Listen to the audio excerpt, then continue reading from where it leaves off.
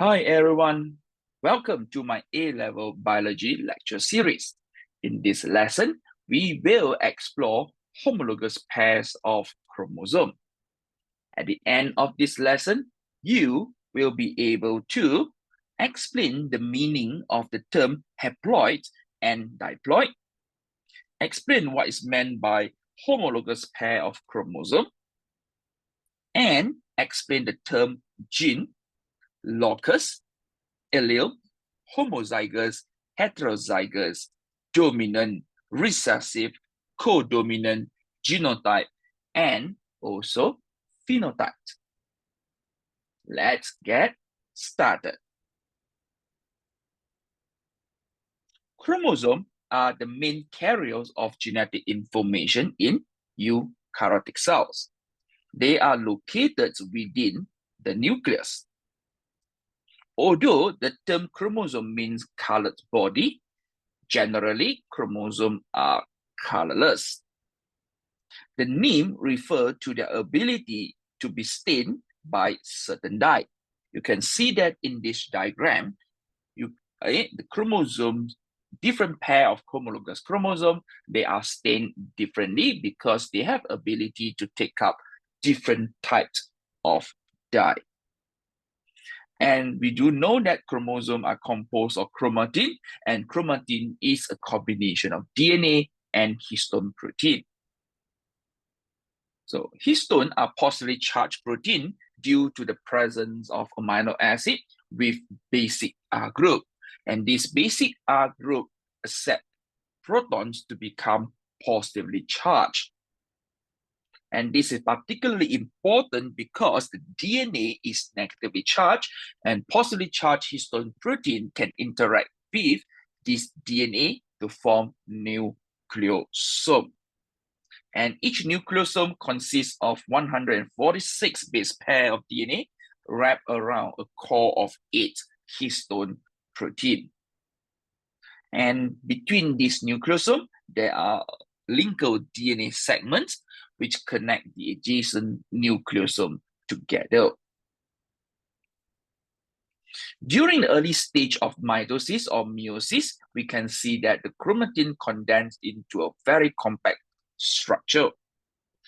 And at this moment, transcription stops and chromosome become transportable. And also this chromosome now become visible under the light microscope. And this kind of chromosome from the diagram is known as metaphase chromosome. And each of these metaphase chromosome consists of 2 sister chromatids joined at the centromere. And based on the position of centromere, we can see that the chromosome has shorter arm, which is known as a P arm, and the longer arm known as Q arm. And P arm, Q arm is very important for us to identify these the locations of a gene within a chromosome relative to the position of centromere. And each species has a characteristic diploid number of chromosomes in its somatic cells. So for example, in humans, 46 chromosomes. So in human, somatic cells are diploid, which has 46 chromosomes.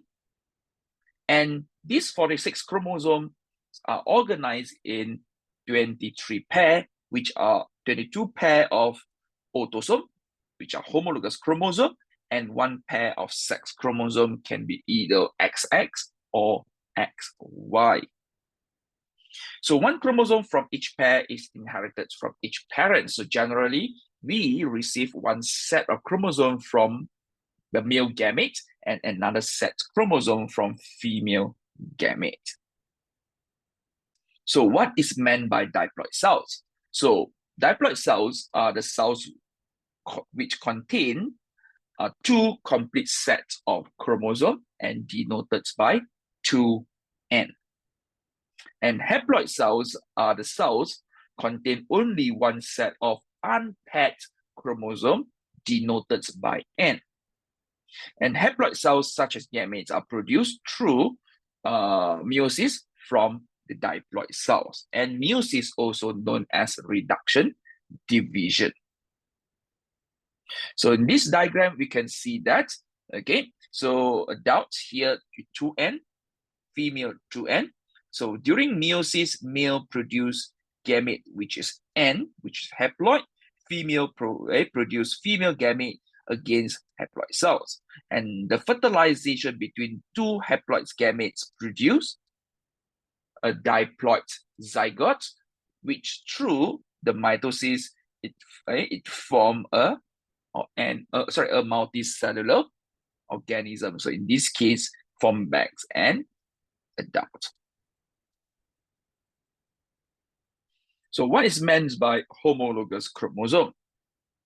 A pair of chromosome, okay, so one from maternal, I mean the female gametes, and one from paternal, means from male gametes, okay, that's chromosome pair that are structurally similar and carry genes for the same trait at the same loci, but may contain different allele.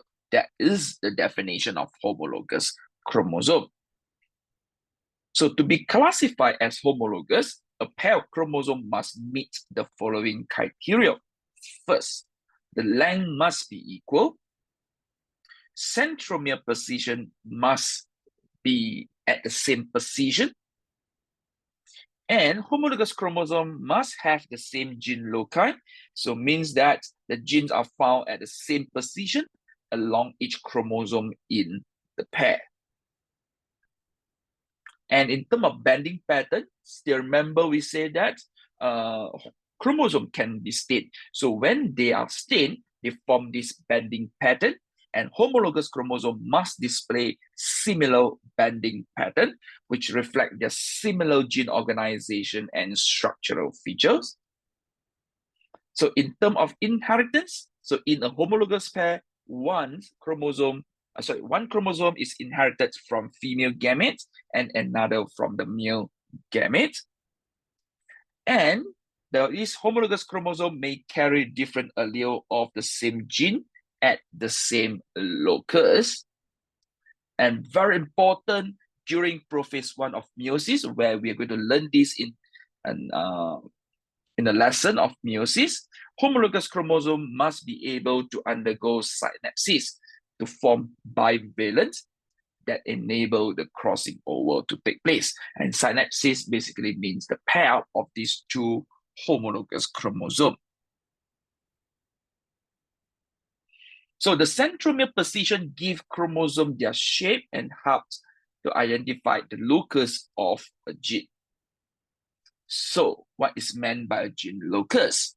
So a gene locus is the specific positions of a gene on a chromosome. So from this diagram, we can see that this chromosome or sister chromatids with different bending pattern, and each duct and a duct zone indicates a particular locations of a gene. So for example, you can see that at the P arm, we have three genes labeled here, and Q arm below the centromere, there are another three genes located or labeled in this diagram. So each gene always occupies the same locus. So chromosome 1 has about 2,000 gene loci because it is the longest chromosome. However, Y chromosome, which is the shortest, has approximately 50 loci. So gene locus basically is, put it in a layman term, is something like the address of a gene in the pool of the chromosome. So what is meant by a gene? As we have learned previously, a gene is a specific sequence of nucleotides in a DNA molecule. So basically, a gene is part of the DNA molecule. It's a specific segment of DNA molecule that encodes the information required to synthesize a polypeptide, not a protein. And each of these genes may have different versions, and different versions of the same gene are known as allele. So for example, in this diagram on chromosome 11, we have the gene code for beta globin, and this gene has two forms, okay, or two alleles in this case, which is a normal allele as well as the sickle cells allele. So both of them code for the same polypeptide, which is beta globin with a slight change in their primary structure. So therefore, HbA and HbS, both of them, they are alleles of the beta globin gene. So you can see that again, the gene coding for the beta globin polypeptide is located on chromosome 11. So we have HbA allele code for normal beta globin, and HbS allele result in the sickle cells variant. But both of them still code for the same polypeptide, which is beta globin. So in other words, to understand better about the idea of alleles, we can actually imagine that we have a type of car, a brand of car, for example, my V in this case, okay? So they have different color. So the different color actually represent the allele, but all of them, we call them my V, okay? So each somatic cells carry two alleles for each gene because why? We inherit one set of chromosome from father or male gamete and one set from female gamete. So therefore, each somatic cells carries two alleles. So if both alleles are the same, so we say that they are homozygous. For example, both copy of HbA allele or both copy of HbS allele. However, if the allele differ, so this cells is known as heterozygous for this gene. Because why? We can see that HbA and HbS, they are two different alleles. And the dominance describe how allele actually interact. A dominant allele determines the phenotype in both homozygous and heterozygous condition. However, a recessive allele is expressed only when the dominant allele is absent, or put it in other words, recessive allele can only be expressed or the effect can be detected when they are in homozygous recessive, means two copy of recessive allele. However, sometimes both alleles are equally dominant. They are equally expressed in the phenotype, and this condition is known as co-dominance. For example, in the ABO blood group, allele code for blood group A, which is Ia, and the allele code for blood group B, which is Ib, are co-dominant. So therefore, leading to the production of A antigen and B antigens on red blood cells, because both alleles are equally expressed, equally dominant. So what is meant by a genotype? So genotype is the combination of allele an organism carry at a specific gene loci, which determine its potential to express a particular phenotype. So what is phenotype? So a phenotype is a set of observable characteristics or the characteristic that can be detected. For example, eye color, blood type, height, and so on. So phenotype is an interaction between the genotypes and environmental factor. So to determine a phenotype, first we look at the genotype as well as how this genotype is influenced by the environmental factor. So let us summarize whatever or the terms that we have learned previously. So homologous pair of chromosome. So they are pair of chromosome, one from each parent. They are same in length, gene loci, centromere position, as well as the bending pattern. So a haploid cells basically means the cells or nucleus with one set of unpaired chromosome, example, the gamete, and it is denoted by N.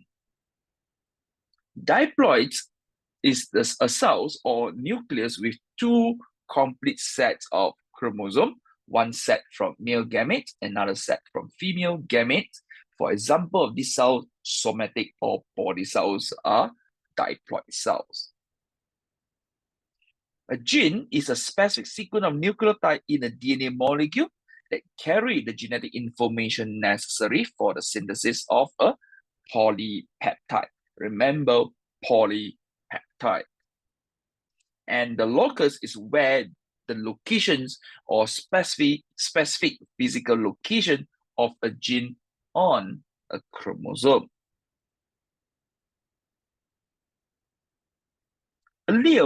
Alleles is a different form of the same gene found at the same locus on homologous chromosome. And when both alleles at a gene locus are the same, so this genotype is known as homozygous. For example, capital A, or lowercase a. However, heterozygous is a genotype where the two alleles at a gene locus are different. For example, capital A and lowercase a. So this allele can be a dominant allele or recessive allele. Dominant allele is the allele that is expressed in the phenotype when present in either the homozygous or heterozygous state.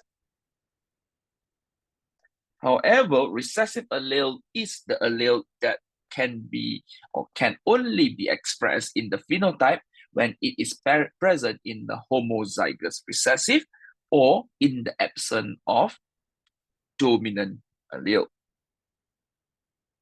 Codominant means that both alleles are equally expressed in the phenotypes of a heterozygous individual. For example, allele IA and allele IB, both of them are equally expressed. Okay? And genotype basically means the combination of alleles an individual or an organism possesses at one or more gene loci. And phenotypes are or is the observable characteristic of an organism determined by the interaction between the genotypes and the environment. And with that, we have come to the end of this lesson. Hope you found it helpful and easy to follow. If you have any question, feel free to drop them in the comments section. See you in the next lesson and have a great day.